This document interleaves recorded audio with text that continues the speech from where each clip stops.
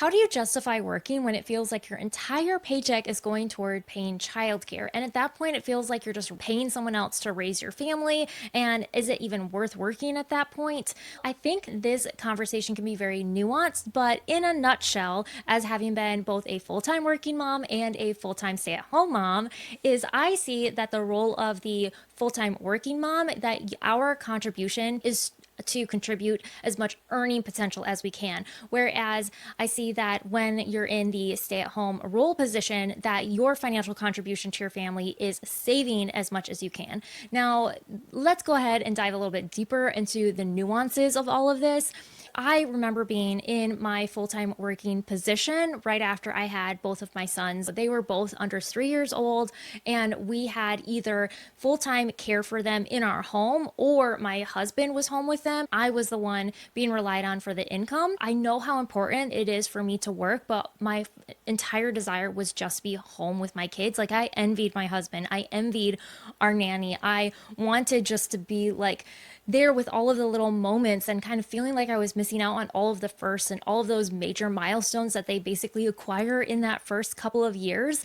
And you can only experience so much through the lens of someone else's camera until you are like, "Ugh, I'm missing out and I'm just not there. Will my child miss me? Will my child feel like these other people in their life are replacing me? And will my child feel like I am still their mom, even though I'm not with them nearly as much of their waking hours as everybody else?" And I have heard a lot of assurances from other moms in that situation that yes, your baby still knows that you are their mother despite being bonded to other people, and that those bonds are healthy and important for their caregivers to have.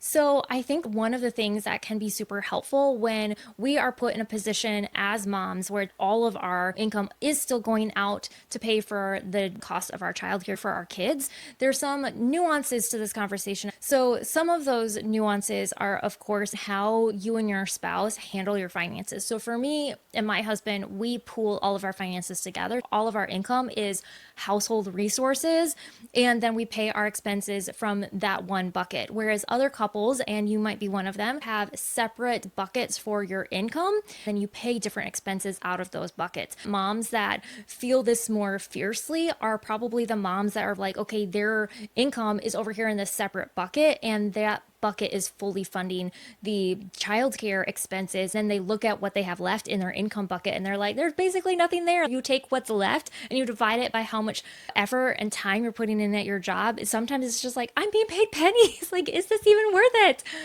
One of the things that can help, and I know this is a very personal decision, is instead of thinking of your finances separately, think of your finances as pooled, even if they are not currently pooled. So that way it doesn't feel like I'm just being paid pennies. These are our combined finances. So this is what we are both earning per hour. And then after we take out the childcare and split it down the middle, I can see how much I am contributing to the family. And then it's an equal footing on the same level of your spouse, instead of feeling like, well, I'm only bringing in pennies. Why am I doing this? Because there's so much more benefits to working than just what you're being paid. Now, there's also a lot of benefits to being a stay-at-home mom, which we'll talk about here as part of this conversation because it is very nuanced. It's a very important piece if it is something that you are considering. Let's first talk about the benefits of working, which some of this you probably already know, but it is helpful reiterating and validating, like, oh yes, this is the reason why I've made this decision.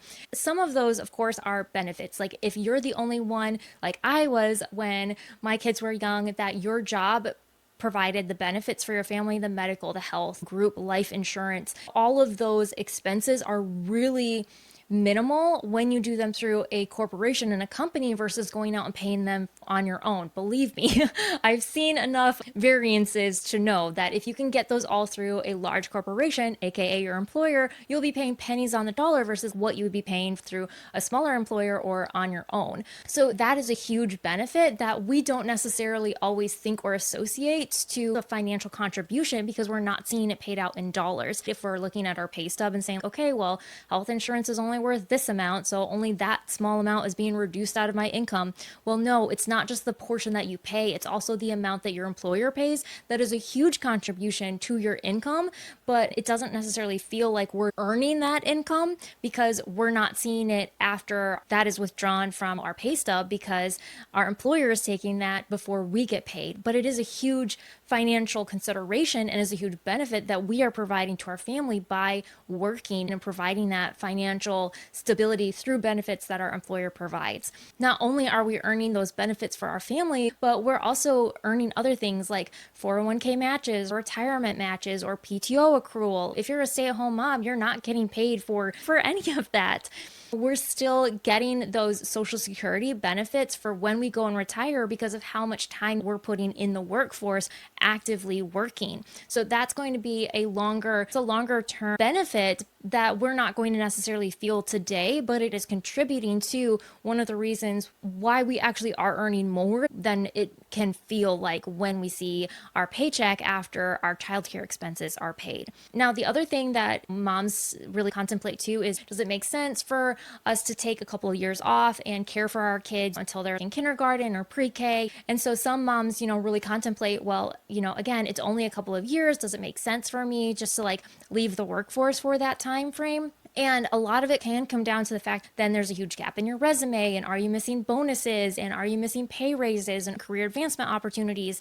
Just even keeping our skills fresh and up to date. Like now with technology advancing so quickly, it's really challenging to in the minds of employers to say hey, I know all these skills and I'm up to date on these skills when you've been out of the workforce for 3, 4, 5 years, because you can say you know them, but you don't have any proof of knowing them. Sometimes in mom groups that are very supportive of moms staying home, which I am very supportive of. If you want to stay home, I think that's wonderful and beautiful and you should. But we sometimes give ourselves this false promise of all of these mom skills that I'm acquiring is translatable to the workforce. And they are, but the workforce does not value mom skills in the way that we should have our mom skills valued. And that's kind of a topic for a different day, but you are providing a benefit for your family in the financial stability that you're providing in your career, even though it doesn't feel like there's much there after you've paid for childcare. I had heard one mom touch on this topic, and I thought that her approach was really interesting. She basically looked at her income after childcare expenses, and she looked at it in a way that was not necessarily that she was being paid pennies per hour, but instead of paying to earn a skill and earn this experience, just going to go there and do it for free, kind of like an internship per se, even though she was already in her career, that she viewed it as, okay, I'm going to continue in this career, I'm going to continue in this skill set, I'm going to continue in this job, even though it doesn't feel like I'm making any money, because I'm still earning these skills to be able to continue in this career. And that was just going to help move forward in the hierarchy of the skill set I've learned versus taking a couple of years off and then paying to learn a certain skill or learn a certain program and paying for those skills on her own. She's having her employer, by being in the workforce, basically pay those expenses on her behalf. And that whole mindset shift really helped her view the fact of okay, I'm not sitting here at my desk, working this really challenging job, being paid nothing, that instead of paying for this experience where you would go to college or whatever, she was like, I'm still earning something by being here instead of having to pay out of pocket later. Now, of course, there's the other side of this conversation. Well, what if it does actually make sense for you to be a stay-at-home mom because you are paying so much in childcare? Because you might be in a situation where, okay, yes, it would be great if you had benefits, and yeah, you might have some aspects of what we touched on, but maybe it's just not enough to say yeah, it makes sense for me to stay in this position, especially if you're losing money. As moms, we want to make sure our kids are in a safe, stable environment, that they're cared for and they thrive. And sometimes those environments are much more expensive than what we may be earning on an hourly basis. So sometimes having this cost analysis of okay, what would you be paying for childcare in these situations versus what would you be earning, and including all of those benefits, all of that PTO, Social Security contributions, that is a very mathematical nerd thing, which is why I mention it, because I love that. And a lot of companies will do a like complete benefits package at least once a year. So you have a complete idea of like, okay, what does your position actually worth in a monetary value of like, okay, this is how much we monetarily provide to you for your health benefits, for your insurance, for your life insurance plan, for your PTO policy. And so that way you have a better idea of, okay, annually, I actually have this, the value of my job is like $80,000, even though it feels like I'm only being paid like $55,000, because they're providing that complete explanation of benefits annually. So you have a better idea of, oh, if I need to go out and look at another job, which is mostly used to retain employees, but then you have a better idea of comparing like, okay, this is how much my job really is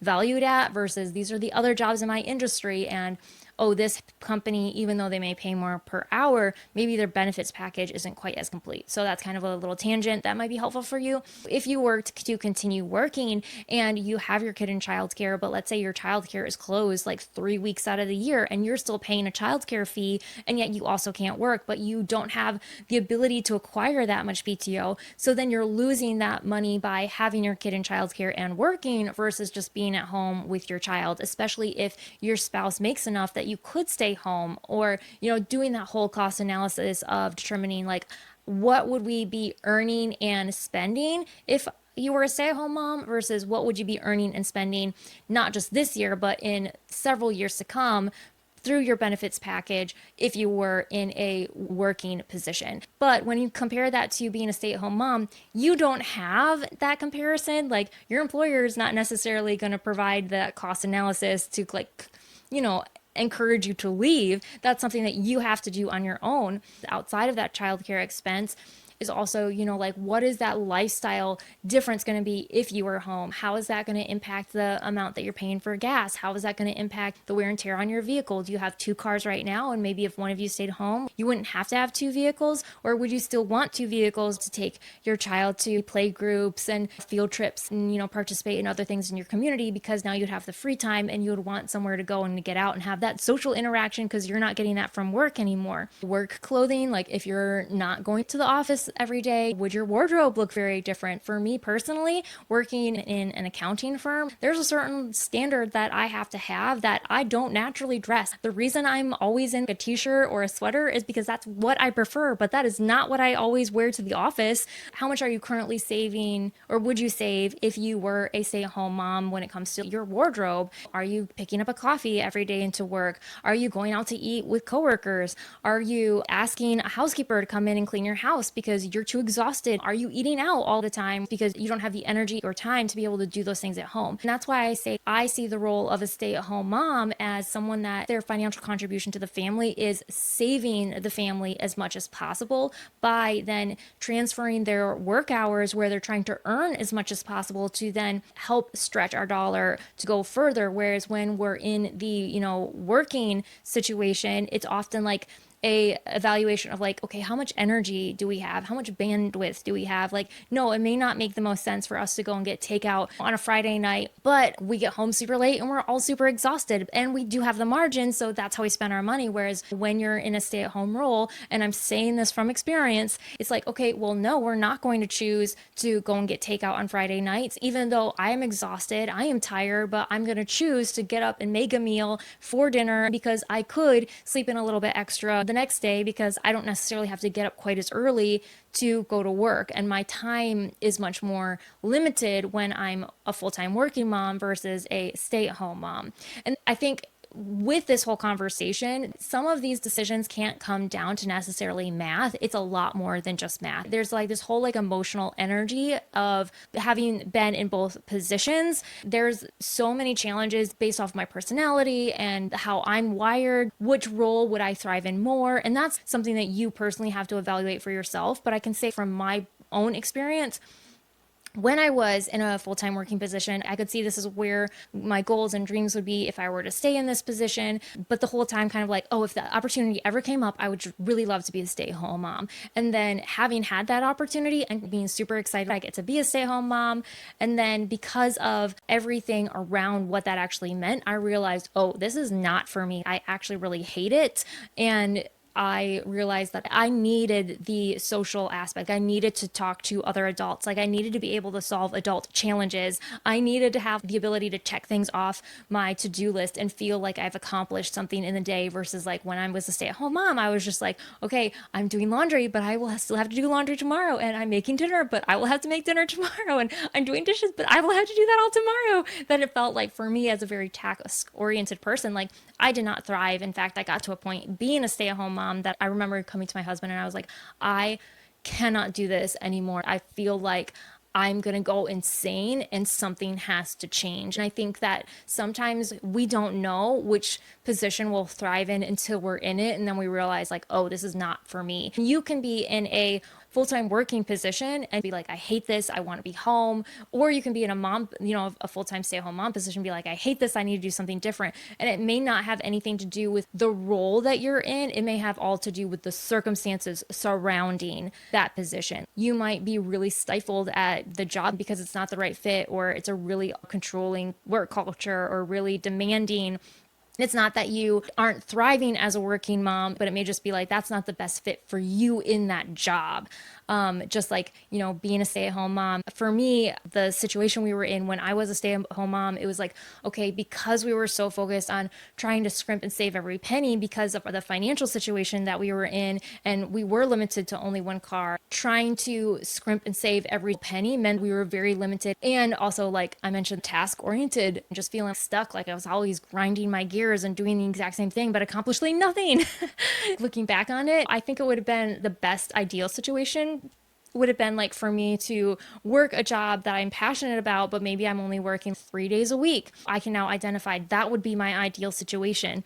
But sometimes you don't always have those opportunities presented to you and you have to go out and find them. So I think the question that may be helpful for you is to really identify, like when you say, I just feel like I'm working to pay for childcare and is it really worth it? Is to really ask yourself, do you love your job? And if you don't feel fulfilled from your job, you're not passionate about what it is you're pursuing, and you've done the cost analysis and you have to stay in a position where you are working, is it an opportunity for you to change your job where you are working somewhere else? Maybe you have a completely different work culture. Maybe it is that you are able to move positions, so you are working more. Or is it just the fact that you're just like, I don't like doing this and feeling like I'm just working for pennies? Your child will eventually get to the age where they're in school and then you won't be paying quite as much for childcare. We're going through that situation right now. You want to feel valued in the work that you do. And because so much of what you are being paid is going towards childcare, it feels like you aren't being valued to the same degree because you aren't contributing as much. Or it's like, why am I doing all of this work when I'm not getting anything out of it at the end other than just seeing it fly out the window? Really repicturing from some of those other ways that we discussed of how you can change your mindset around evaluating what you are being paid, and then changing the fact of, okay, yeah, there may not be a lot left once my expenses are paid for childcare, but I'm actually doing a better benefit for my family by staying in this role and continuing to work. I'm providing more for my family than just paying someone else to raise my child, because you're the person raising your child, not the caregiver. Like, you're the parent. You should be modeling the values that you want for your family. And part of those values are determining why it is that you're working and identifying what benefit you're bringing to your family by working. So one of the things I've decided in my own life of how I'm implementing this is sometimes being a mom, there's so many emotional aspects to the decisions and circumstances that we come across. It's really hard to separate the emotions of what we're feeling from logically thinking through the best decisions for us. So I like to think about a lot of these decisions of how would I face this decision if I was the CEO of a company. And when I am looking at the evaluation of what it is that I'm feeling, I have all of these feelings set aside over here, but my feelings don't necessarily weigh into the decisions we're making for our family. The things that we're thinking through is, what is our value and our mission for our family? What is our family culture? Does the decision that we're making affect that family culture? Does it implement the values that we have? Does it implement the mission, then help us further the mission for our children and our family and the purpose we feel our family is called to? What is my role in my family for taking care of my family? Sometimes, us as moms, our role is to nurture and comfort, but that doesn't necessarily mean that's the only way we can help support and care for our family. Sometimes the best way for us to care for our family is to be in that financial stability provider role because of the circumstances of how life has turned out. And that doesn't make us any less valuable. It just means that our circumstances are a little bit more nuanced than maybe the majority of other women and how our society has been in the past. I think another thing that really helps me from this whole company standpoint for my family is what is ideal. So if I know what my ideal is, maybe a portion of my income goes to childcare, but I'm making enough that it doesn't feel like I'm being paid pennies. Or maybe my ideal is, okay, I would love to only work 3 days a week. Or maybe my ideal is, I would want to be a stay-at-home mom. If that is the ideal, if that is what we dream of having, what would we have to do to be able to get to that dream and implement it? Sometimes when we think about this more strategically, this again is why I like to think of it from if I was a company managing my family, then it's not so much oh, well, it's a dream of mine, because then it feels very much like out there, like non-tangible. Whereas if we okay, what is the ideal? Is this a goal? Is this a mission of ours? If this is a focus that we are going to intently move toward, then we as a family can make decisions that support what that ideal is. If we're able to put pen to paper and say